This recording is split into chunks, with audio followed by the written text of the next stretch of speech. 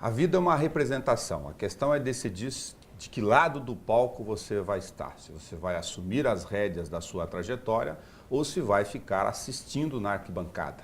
Não há nenhum problema de você estar de um lado ou de outro. A vida é feita de escolhas e essa encenação da vida real ou não pode mudar a sua trajetória. No Câmara Livre toda semana nós conversamos sobre histórias de vida. E o nosso recorte de hoje é com o recifense, não sei se a expressão é essa, recifense. Carlos Luiz Batista, que tem a sua história de vida de representação real marcada por uma série de agruras que a história política do país acabou trazendo para muitos. Mas vamos lá. Carlos, muito obrigado por você conversar conosco aqui no Câmara Livre. A TV e a Rádio Câmara agradecem a sua presença para você poder compartilhar conosco um pedaço dessa trajetória para dividir com quem está em casa. Pensando nisso, eu vou falar com o teatrólogo e, lógico, com o cidadão. Qual a memória afetiva da sua infância, do período da Recife que você conheceu e que certamente tem cenas e atos aí na sua cabeça, que explicam de alguma forma ou lhe fazem sentido o que você faz hoje? Pois é, rapaz, a ditadura, que foi um momento triste, né, para todas as crianças, na época criança, 11 anos, e na sequência adolescência, né, a pré-adolescência, a adolescência, todo esse processo importante que o ser humano precisa passar para poder seguir, né, um foco, né, algo que lhe inspire para ele ser alguém útil dentro de uma sociedade. E nós fomos podados, de certa forma, desse presente, né, que é ser adolescente. São Paulo, de Recife para São Paulo, fez com que a gente se perdesse nesse tempo, né? Mas, lá no fundo, eu não sei, intuitivamente, o teatro, que era uma coisa que estava um pouco distante da gente, pouco distante porque a gente já tinha contato com a TV, com a televisão, né? Sabia de alguns espetáculos de praças que acontecia lá em Recife, e a gente se encantava com tudo aquilo, né? Não sabíamos o que era exatamente, se aquilo era teatro ou se era um show. E chegando em São Paulo, o que nos salvou foi essa memória, resgatar aquilo que a gente tinha vivido na época de criança em Recife. Aí veio o teatro, né? Veio por conta do teatro, na época muita influência musical, que foi o lado positivo desse período de ditadura, onde a gente teve contato com a música, tanto a música brasileira, mas principalmente a música estrangeira, que não sei porquê, talvez os militares queriam introduzir isso na gente, por a gente não entender um pouco da língua. Então, o Beatles está tocando e a gente não sabe o que eles estão falando, está tudo bem, todo mundo está feliz. É o lado positivo, né? Então a influência foi por conta disso, o teatro veio por conta de toda essa influência artística e que nos salvou. De que forma a expressão e a amplitude e a abrangência do significado da palavra liberdade ecoa dentro de você, na hora de escrever teatro, tendo em vista, por isso o Câmara Livre faz esses recortes, esse histórico que você teve que acompanhar em casa desde menino, de cerceamento dessa liberdade através do seu pai? Pois é, a liberdade é uma palavra que eu diria que é individual, de cada um, né? Não dá para atingir a uma grande comunidade, vamos libertar o país, vamos libertar esse bairro. É muito individual, é da consciência de cada um. A liberdade nossa foi muito individual. O teatro nos colocou assim, vamos fazer teatro, né? E esse seria o caminho da nossa liberdade enquanto fechado. Vamos imaginar realmente entre quatro paredes, porque é assim que a gente se sentia na época da ditadura, não podia fazer ou falar ou se expressar. Então a nossa liberdade foi o teatro. E através do teatro a gente entendeu o que é liberdade, mas de uma forma criativa, falar dos nossos sentimentos, falar nossos desejos, né? Daquilo que estava brotando dentro de nós. Então a liberdade ficou por conta mesmo. Hoje eu chamo teatro, você quer entender um pouco de liberdade, faça teatro, né? Viva personagens, sinta o outro, veja o outro, mas veja com um olhar diferente. Isso é liberdade, é você poder fazer isso sem que alguém te pode, né? Você me deu um conceito bastante interessante. E ele, obviamente, para mim, pelo menos, a hora que você acabou de me falar aqui no cafezinho, ele não é simbólico. Para mim é um contrário. E vou colocá-lo aqui no nosso recorte.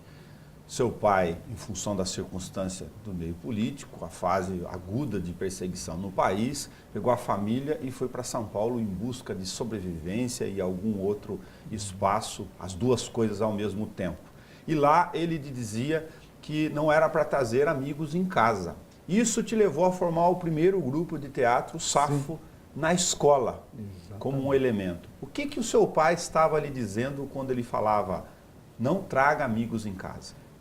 Essa trajetória do meu pai, né, o fato da gente ter ido para São Paulo, porque ele precisava estar junto da família. Como ele não podia voltar para Recife, nós fomos para São Paulo, para a capital, clandestinamente, sem que Recife soubesse dessa nossa ação e soubesse que nós estávamos em São Paulo, né? A questão do teatro, né, dele não falar, não traga ninguém para casa, também foi um lado positivo, porque a gente sabe, já que eu não podia trazer as pessoas para dentro de casa, então eu levo para um outro lugar, e o outro lugar que eu tinha era só a escola, era da escola para casa, da casa para a escola, a gente não poderia ter um outro movimento fora disso. E se envolvendo com os professores da época, né, que foi muito bacana, principalmente a minha professora Diva, que é a professora de português, ela percebeu em nós, e em mim particularmente, essa questão do teatro. Foi aí que me deu essa vontade. Cheguei para o meu irmão mais velho, o Luiz, e disse para ele, ô Lula, que era o apelido dele, vamos montar uma peça de teatro, né? E como ele já tinha nessa época, ele tinha um dom de escrever, era uma pessoa muito criativa, eu admirava muito o meu irmão por isso, e pedi para que ele escrevesse uma peça de teatro. E ele lá fez, escreveu, e nós montamos aquela peça de teatro, a primeira peça nossa, que chamava-se 23 Quartos. E 23 Quartos era para homenagear os professores, que era o único lugar que eu vivia, mas de uma forma diferente. Era homenagear os professores para que eles refletissem aquilo que meu irmão escreveu, que era falar sobre a questão do exílio. Entendi. A peça abordava a questão do exílio. Desculpa, a curiosidade pode ser boba. Por que 23? Putz, agora você me pegou. Eu não sei por que ele colocou esse nome, infelizmente não tem como te responder, mas foi algo muito inspirador da parte dele, porque ele falava exatamente da situação da família. Deixa eu pontuar isso. O sentido que o seu pai trazia na frase para você, não leve amigos em casa, era de proteção. Sim, proteger, né? Inclusive, infelizmente, nós não fomos tão politizados por conta disso, acredito. Que meu pai eles se casaram muito jovens, né? Minha mãe e eles tinham uma coisa assim de proteger a família, né? Também o sentido de proteção de novo. Se eu ensinar política para esses meninos... Eles vão saber um pouco mais e se eles forem... Vão sofrer o que eu estou sofrendo. Exato, por saber de algo, né?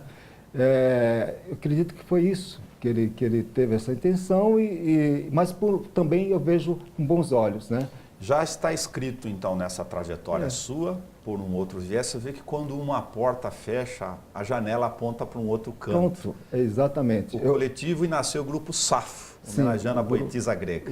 O grupo Safo surgiu até nesse período aí, que Safo é uma poetisa grega que falava que tinha poemas. Os poemas eram mais voltados para o erotismo, né? Erotismo no sentido bonito da palavra, né? Da beleza, né, do erótico e tal. Mas o Safo não buscou essa linha da poetisa grega, ele buscou uma linha mais...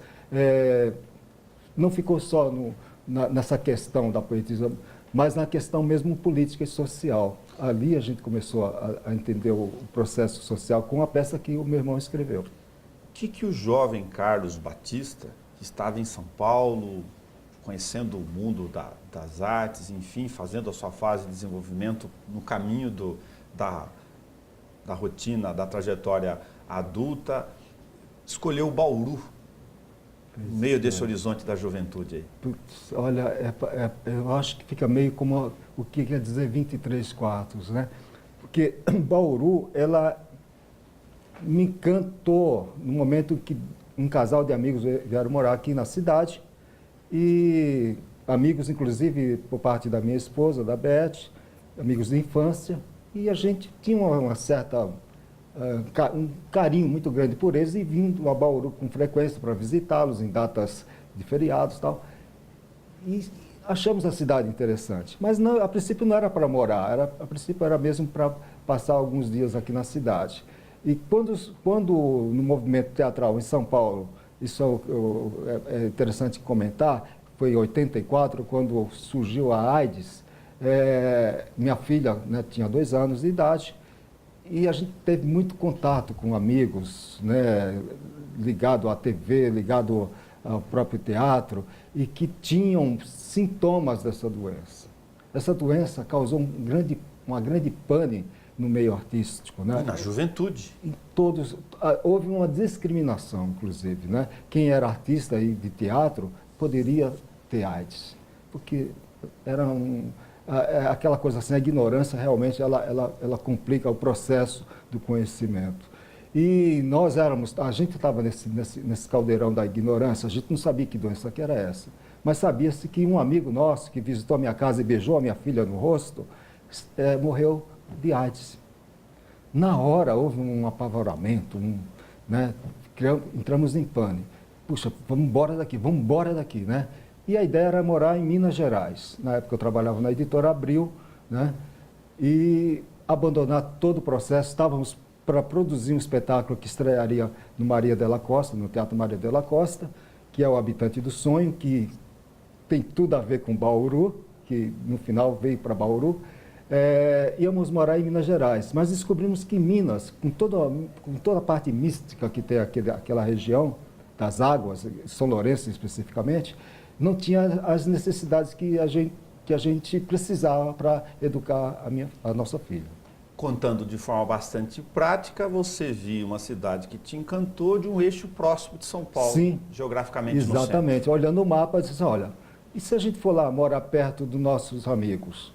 A gente não vai estar sozinho, tem os amigos, né? E a gente vou estar perto do berço cultural. Perto de São Paulo, perto da família, que parte da minha família mora em São Paulo. E a Beth é paulistana, então a mãe, os pais moram em São Paulo, então ficava próximo, né? E a gente moraria no interior, num lugar calmo, tranquilo, sem preocupação com AIDS ou qualquer outra coisa, né? Eu sei que eu vou fazer um recorte duro de sangrar a ponto de ser profundo, mas acho que vale a pena. As pessoas têm dificuldade de compreender o que é arte? A arte tem, sim, tem até hoje, né? Ser artista, o que é ser artista? A pessoa me pergunta assim, Carlos, fala a sua profissão. Se eu falar que eu sou artista, tá, mas eu estou perguntando a tua profissão, né? Então, ser artista não pode ser um profissional da área artística, né? Ser artista é também qualquer pessoa, mas vendo pelo lado do preconceito, né? A gente não é qualificado ainda como seres importantes para um movimento social, um movimento de entendimento político, enfim, educação, etc., né? Existe ainda esse preconceito. Evidente que isso está acabando, acredito, por conta da globalização, por conta da internet, por conta de se mostrar que tudo é possível, né? E tudo tem que ser com olhar artístico. De onde e como nasceu o Grupo Ato? O Grupo Ato nasceu da necessidade de se fazer teatro da cidade de Bauru, né? Mas de um modo, de um jeito que Bauru não conhecia, que era esse jeito que o Grupo Ato atua, que é com responsabilidade, que é com profundidade dentro dos espetáculos que nós montamos, para que o público tenha uma reflexão maior sobre aquilo que a gente mostra no palco, né? Então, o Grupo Ato nasceu disso. E a palavra ato, pela simplicidade, né, que ela representa. Estamos todos atuando, né? E todos podemos. Então, o ato veio por conta disso. E por estar ligado ao ato, aí se você pegar Shakespeare, então, primeiro ato, segundo ato, né? A peça é dividida por atos e por cenas. E tem uma ligação com o teatro, mas está mais ligado a essa questão do ser humano, de você atuar, de você se perceber em atuação. E você não está parado, né, estagnado. Atue, você está vivo, né? Vocês têm uma intersecção nesse papel, talvez, de conteúdo das ações do ato, de atuar em projetos relacionados à educação, escola. Vocês estão disseminando isso já há algum tempo. Fale um pouco sobre isso. Há 10 anos, 10 anos atrás, em 1900 mais precisamente, em 2007, nós fomos convidados pela OAB Bauru para estar fazendo um movimento artístico na Casa do Advogado, através do Dr. Caio Augusto Silva Santos, que era presidente na época da casa, e o Caio nos chamou para fazer essa ligação entre a comunidade e a casa. Né? Não era uma casa, ele falou assim, olha, eu não quero que aqui seja só a casa do advogado, uma casa fechada. Não, quero abrir essas portas. Como? Através da arte. O Caio, com 33 anos de idade na época, puxa vida, eu disse, meu Deus, obrigado, né? Foi maravilhoso esse convite. E esse convite inicialmente seria para um ano de trabalho, de atuação ali no palco, mas a gente disse, não, um ano é muito pouco, né? Vamos estender isso aí. Aí ele, não, eu tenho 3 anos aqui de presidência, vamos ficar os 3 anos. E isso já fazem 10 anos, né? Com esse pedido dele, a Beth, com as nossas peças já em projetos para ser exibidas no palco do auditório da OAB, ela teve esse insight. Poxa, vamos além desse palco, né? Vamos criar um projeto que a gente possa estender ter mais significado essa atuação dentro da OAB. Aí ela, no caso, procurou alguns projetos sociais e especificamente o projeto Girassol, lá no Núcleo Fortunato Rocha Lima. Foi lá que começou a nossa relação com a comunidade mais carente, né? Trazendo essa comunidade, essas crianças, que inicialmente foram 200 crianças, 50 a cada domingo, mais o público espontâneo que a gente divulgava isso com apoio da mídia local. Então a gente misturava aquelas crianças do Fortunato Rocha Lima com esse público, mas com um detalhe muito especial. O nosso público lá do Fortunato Rocha Lima acompanhava o processo de transformação do palco da OAB Bauru para um palco de teatro, ou seja, criar as pernas, as coxias, né? A parte de rotunda, o fundo do palco, para que eles vissem o teatro como ele é, né? Tecnicamente como ele é. E eles acompanhavam esse processo. Depois eles assistiam o espetáculo e no final havia um debate sobre o que eles viram. Durante a semana, a Beth e mais um pessoal do grupo ia até a instituição para ampliar ainda ou aprofundar ainda o entendimento do espetáculo. Para fazer essa troca. Exato. Mas aí foi que a gente percebeu que o Girassol era só uma instituição. A gente tinha outras instituições. Por que só? Nós não tínhamos nenhum vínculo, vamos dizer assim, de apego só com o Girassol. Não, nosso vínculo teria que ser com a comunidade em geral. Aí buscamos outras instituições e vieram 3 instituições para o projeto Gente Legal. Por que o Carlos do cabelo comprido? Aliás, se quiser, pode tirar o porquê, porque pode ser muito agressivo, né? Gosta da alimentação orgânica. A alimentação orgânica vem por conta da necessidade de procurar uma vida melhor, né? Desde que nós viemos para Bauru, saímos de São Paulo, como todos conhecem, a capital, a grande, né, metrópole paulistana, ela é prazerosa, mas também ela é cruel. Ela oferece tudo de bom, mas oferece tudo de ruim, né? A gente preferiu ficar só com tudo de bom, ou seja, vamos para lá quando tiver algo de bom para ver. Aí nós vamos para São Paulo, mas morar não, porque não dá para conviver. Beber da fonte artística de São Paulo ou cultural. Exato, porque viver com as duas coisas não dá. E com esse processo de buscar sempre o melhor para a vida, foi que veio até nós essa informação. Existe, tal lugar existe alimentação, alimentos orgânicos, né, que são produzidos numa determinada cidade e vêm para Bauru e que podem ser adquiridos como tomate e tal, alimentos orgânicos, feitos sem o agrotóxico, né?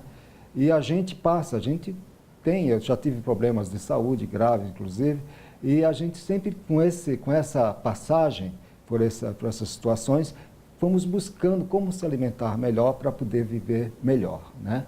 E viver mais até. E aí foi que nós descobrimos aqui na nossa região tem vários pontos de produção de alimentos orgânicos. E o meu conselho que eu dou para a comunidade, busquem isso, porque o industrial, infelizmente, é capital, se transforma em capital único, né, para alguém. E esse alguém não está muito preocupado com o que você está botando dentro. Por isso que tem aquela frase que é obrigado a colocar: coma com moderação, beba com moderação, né? Consulte um médico antes de adquirir isso ou aquilo. Por conta disso, porque é o capital, né? Me permita, no sentido extremo em vários vetores, eu acabei escrevendo no meio de uma frase, de uma música: o homem é o que entra e sai pela boca. Perfeito, é isso mesmo. A gente é o que nós comemos mesmo, né? Se você come mal, você vai ser um péssimo ser humano. Isso não é só você, porque a gente não está no topo da montanha. Se eu sou péssimo ser humano, eu vou estar contaminando outras pessoas. E começa pela minha família, né? Então, tem que buscar se alimentar bem, buscar conhecimentos para melhorar a condição. Porque chega, né? Carlos, onde entrou a editoração no meio dessa história aí? Que foi bem antes lá atrás, só para não deixar de recortar. Então, eu sou um jornalista diagramador formado na Editora Abril, né? Na década de 70, quando eu entrei na Editora Abril, por uma questão de uma necessidade de trabalho, né? Meu pai preso, Miguel Batista preso no DOPS, junto com um grande amigo dele, jornalista, o Jairo Regis, e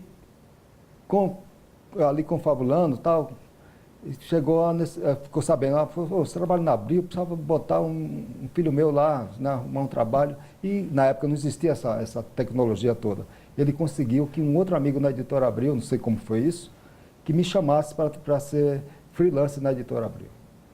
E o pessoal da redação que eu trabalhava se encantou com a minha pessoa, não sei, talvez o teatro me ajudou nisso, e disse assim: olha, fica aqui, se você conseguir ficar aqui sem fazer, sem aprontar, porque eu era um garoto, né?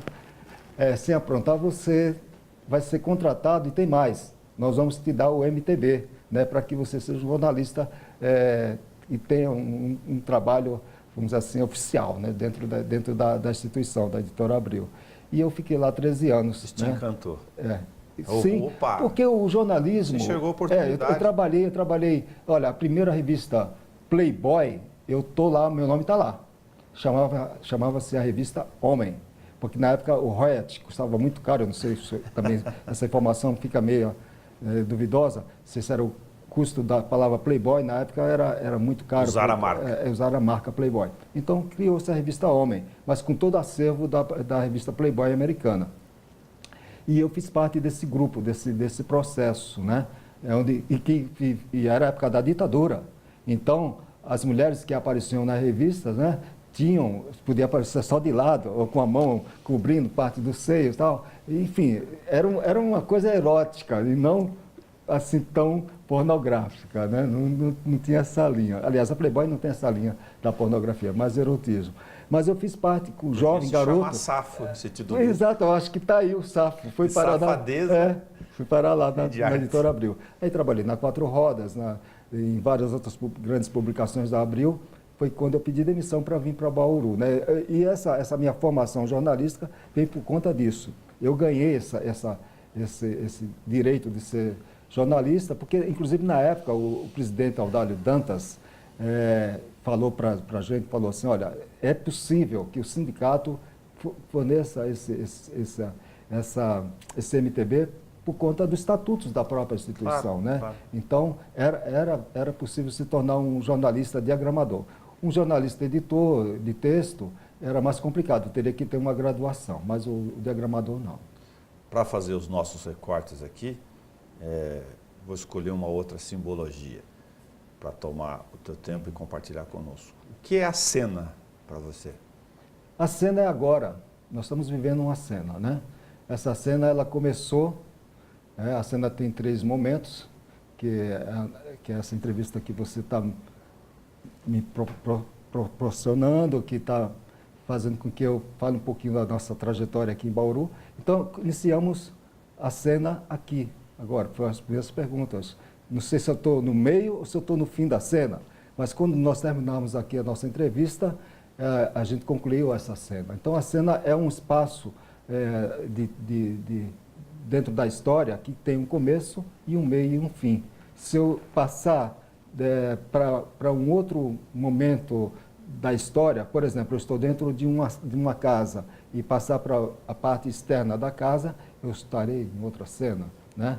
E aí, isso é falando no sentido técnico, mas no sentido humano, nós vivemos várias cenas, né?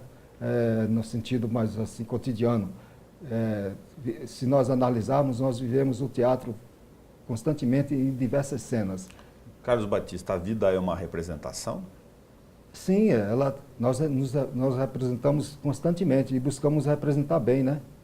Que tem que ser esse o nosso objetivo, representar bem a vida, né? Somos atores de alguém maior, né?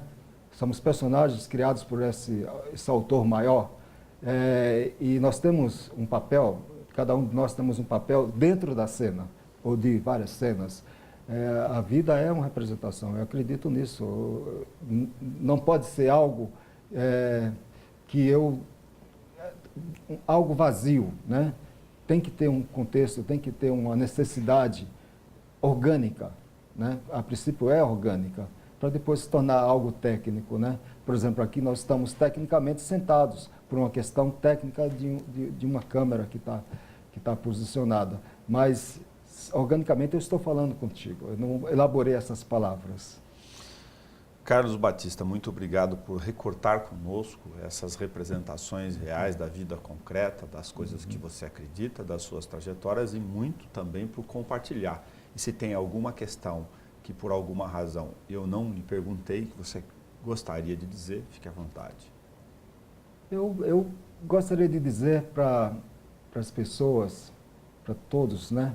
Que é isso, vamos buscar olhar para o outro, para o nosso coadjuvante, o nosso protagonista, que horas eu posso estar nessa posição de coadjuvante, com um olhar mais humano, com um olhar mais artístico.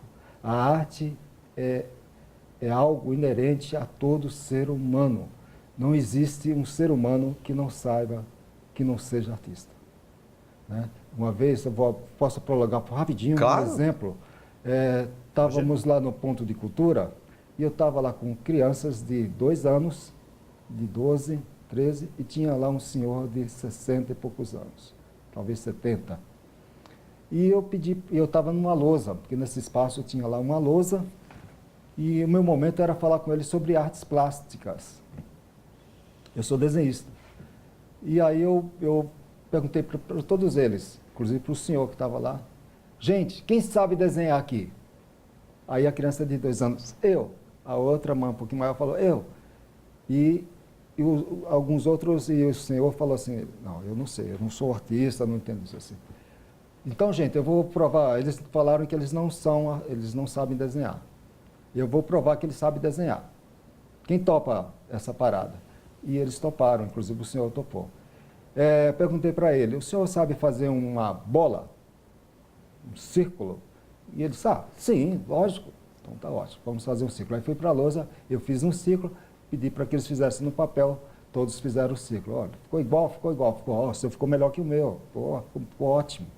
Depois, dentro do círculo, eu criei 2 outras bolinhas, né, num determinado ponto do círculo. E aí saiu o quê? Perguntei para o senhor lá. Isso aqui é uma cara de um palhaço?